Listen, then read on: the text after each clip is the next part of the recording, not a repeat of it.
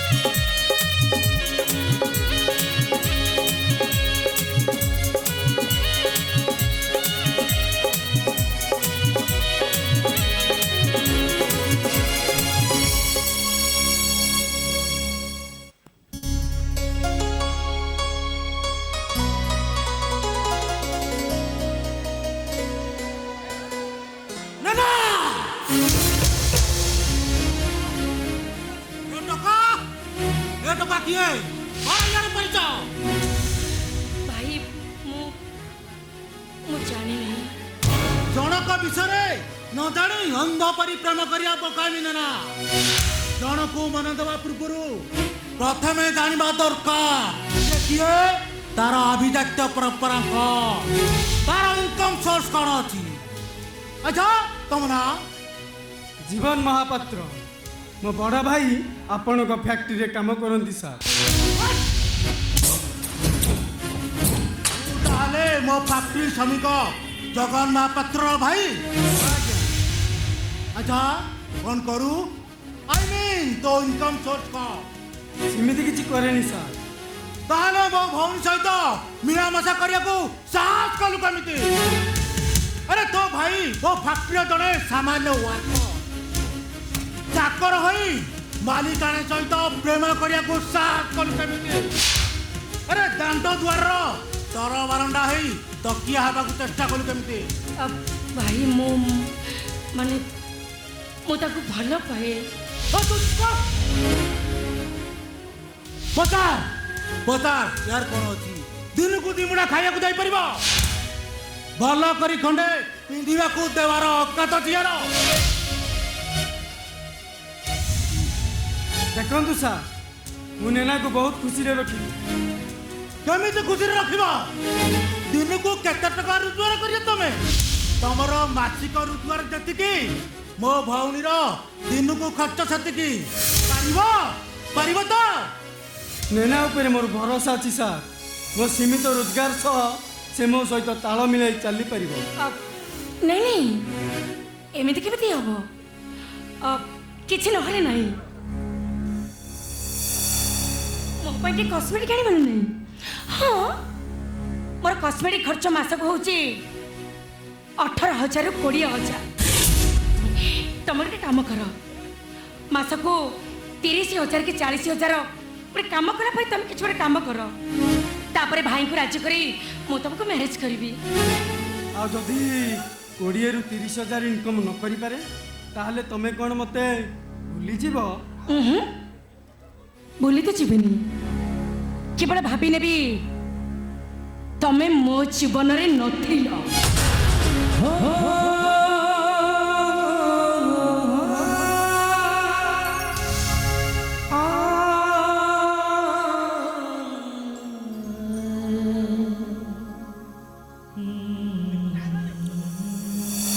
वाह बार नारी वाह तू केबे का हृदय को भलो पाउना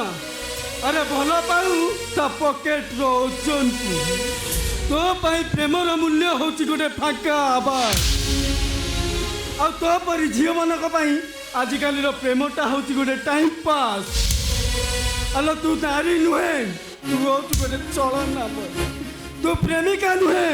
तू होची गोटे प्रतारिका जीवन तोते भलो पाइबा भूल आ तोते मन देबा मोर होची गोटे मस्त बड़ बोका जीवन महापात्र ता सामने ठियाई ता भौन के साटार करू जानी पारछु तो अरे आवश्यक पड़ले मु तते एइडी शूट करबी शूट कर दियंतु मते शूट कर दियंतु सा अरे मु एठी मरी गले केही नले नाही सबुटु बेसी खुशी हबो आपणकर सेई भौणी अरे मो सब ऊपर ठिया हुई मन खोली हसीब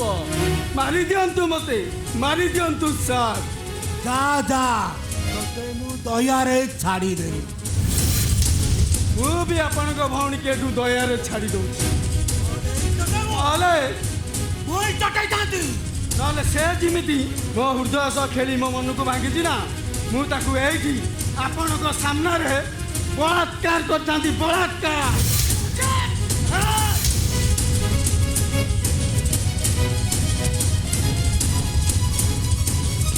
तम बड़ लोकिया तम घरे आ तम बड़ लोकिया ठाणी तम पाखरे रख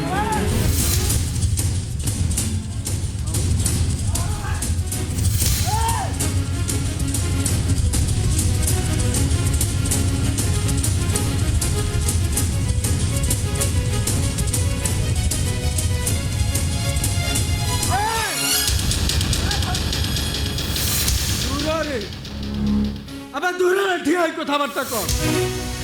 अरे कोरोना भाइरस हेले तो मनीष बंची जाई पारे हेले तू तू हूँ प्रेम समाज पाई इमिति गोटे कोरोना भाइरस तू जहाँ ग्रास करू ना ना से बंची पार ना से मरी पार अरे सारा जीवन छटपट हम छटपट जीवन